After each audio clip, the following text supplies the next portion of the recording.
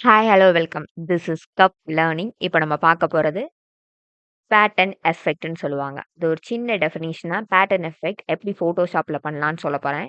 First pattern எஃபெக்ட்னா என்னன்னு சொல்லிடுறேன். Brush effect பண்ணோம் பார்த்தீங்களா? அது நம்ம ஒரு லெட்டர் வந்து நம்மளா கிரியேட் பண்ணிட்டு, ஒரு பிரஷ்ஷா மாத்தணும். அதே மாரி ஒரு இமேஜா பிரஷ்ஷா மாட்டப் போறோம். லைக்கா ஸ்டாம்ப் அந்த மாரி. வாங்க வீடியோக்குள்ள போலாம். இப்ப நம்ம எப்பயும் போல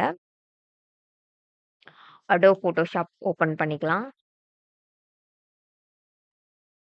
ஓப்பன் பண்ணிட்டு, ஃபைல் கிளிக் பண்ணிட்டு, நியூன்ற கிளிக் பண்ணிட்டு, ஓகே குடுத்தீங்கன்னா, புதுசா ஒரு டாக்குமெண்ட் ஓப்பன் ஆயிரும். அதுல போயிட்டு நம்மளுக்கு இமேஜ் ஓப்பன் பண்ண போறோம்.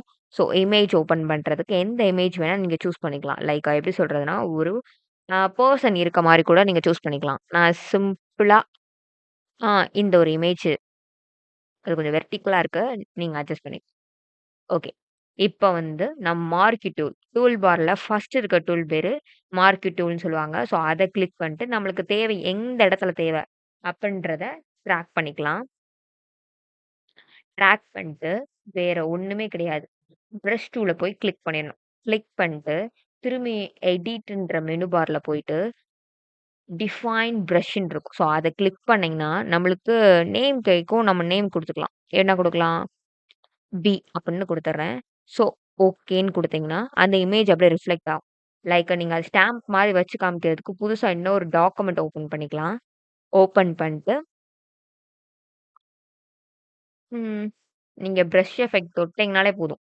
அந்த பிரஷ் எஃபெக்ட் வந்து அப்படியே ஸ்டாம்ப் விழுகும். நான் கலர் இங்க கூட சேஞ்ச் பண்ணிக்கிறேன். இப்ப லைக் நீங்க பார்த்தீங்கன்னா, வேற கலர் வச்சுக்கலாம். ஆ இந்த கலர் வச்சுக்கலாம். இந்த கலர் சூப்பரா இருக்கு. பார்த்தீங்களா? தெரியுதா? அப்படியே அது வந்து ரிஃப்ளெக்ட் ஆகும். இதுதான் பேட்டர்ன் எஃபெக்ட்ன்னு சொல்லுவாங்க. Thank you.